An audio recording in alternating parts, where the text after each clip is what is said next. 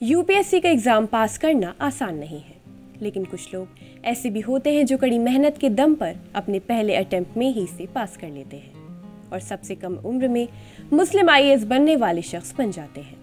आदाब, आप देख रहे हैं आवाज़ द वॉइस और मैं हूँ आपके साथ अमीना माजिद। 21 साल के अंसार शेख सबसे कम उम्र वाले पहले आईएएस ऑफिसर बन गए हैं। अंसार शेख 2016 में यूपीएससी आईएएस एग्ज़ाम में टॉप करने वाले भारत के सबसे युवा आईएएस ऑफिसर हैं।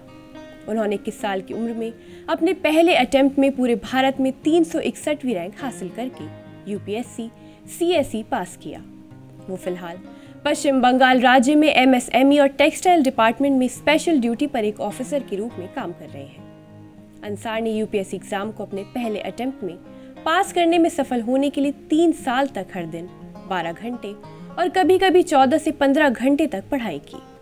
वो हमेशा पढ़ाई की अहमियत को जानते थे और अपनी स्कूलिंग के दौरान लगातार अच्छे नंबर हासिल करते रहे। उन्होंने फर्गूसन कॉलेज में 73 के साथ पॉलिटिकल साइंस की डिग्री पास की। अंसार महाराष्ट्र के जालना गांव से और उनके पिता एक ऑटो रिक्शा चालक के रूप में काम करते थे। उनकी मां खेतों में काम करती थी। आर्थिक तंगी का सामना करने के बावजूद शेख के परिवार ने उनकी पढ़ाई को हमेशा अहमियत दी। अंसार हमेशा से पढ़ाई में अच्छे रहे थे और उन्होंने 10वीं क्लास में 91% मार्क्स हासिल किए।